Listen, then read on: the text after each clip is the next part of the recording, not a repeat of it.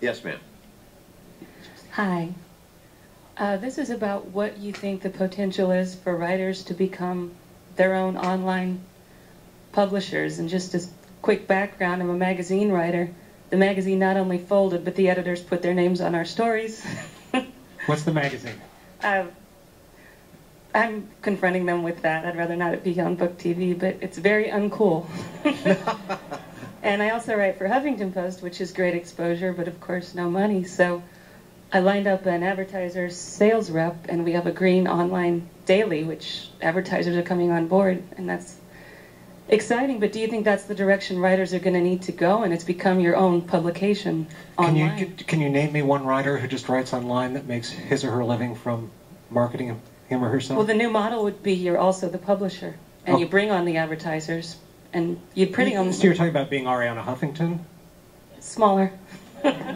I think she's pure evil. I think she's absolutely exploitive. I think she takes the words of people who write for free and sells ads around them, and then positions herself as some kind of bullshitty progressive, and that is absolutely the wrong model for any young writer to go into. If you've got something to write, don't give it to Arianna Huffington. Get your own website, do it for yourself, and you will get readers, but don't give it to Arianna. I did start my own. Thank you. I'm going to second that. I mean, Kevin's dead on that, and you know, that's why Huffington Post is largely junk. It's celebrity-driven crap. It is. And if you've got a famous name, you can mix yourself up a drink and write your random thoughts of the afternoon in the worst prose possible, and it'll be posted up there with your picture. And believe me, for those of us who care about writing, which is, and all good writing is rewriting, who sweat over every word, who believe in reporting. You know, we talk about the internet. The bloggers are parasitic in the sense that they don't report, usually. They don't even pick up a phone. They feed off of traditional news organizations to then spin out their thoughts, most of which are insipid. And for those of us, I don't agree with that. But well, for those of us, I don't.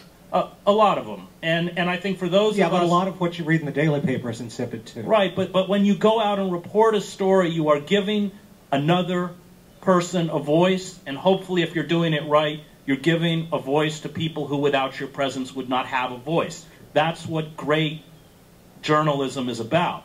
And that almost never occurs on the internet. Reporting on the internet is about as common a phenomena as blacksmithing. I'd like you to... I think, Chris, I think you're painting too broad a swath. I think reporting on the internet is a contradiction in terms, but I think that the internet does provide a forum for some pretty good commentary, reflection, and some pretty good thinky kind of writing. And I think you can even see some of it on Huffington Post. It's true that they don't pay anybody except the celebrities, I believe. They certainly don't pay... No, they don't pay the celebrities. Jamie Lee Curtis does this for free to get her thoughts on the Middle East. On the other hand, for an aspiring writer who creates their own blog, it's fine, it's good. But if that writer can also appear on Huffington Post, they're getting a lot more readers, and maybe it's the thing that's going to help them be able to move more into the kind of publications that all of us would see. Even, so I can't say it's even the good writers on the internet. Of course, there are some, and I think that they're out there. Although I think the mass of what's on the internet is not good. But Chris, the mass of what's in the bookstore isn't good either. You know? Okay, I agree with that. I'm a total Luddite. Absolutely. I don't have it. I agree with that. I mean, it's not a flawed medium just because it's the internet. I mean, there's crap in every. No, I mean, field, look at the publishing lists. I mean, sure. I fully agree.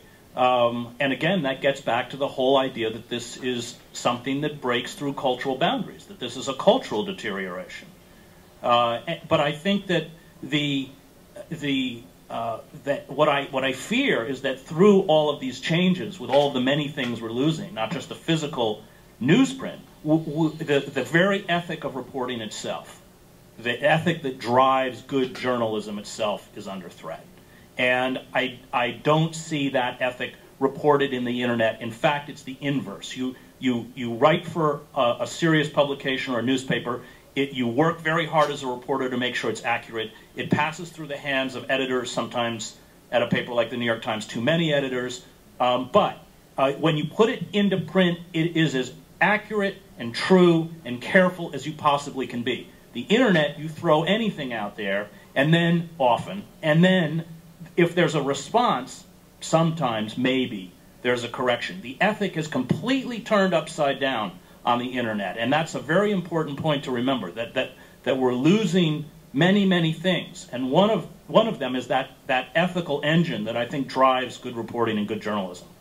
I am very reluctant. Thank you. Thank you very much.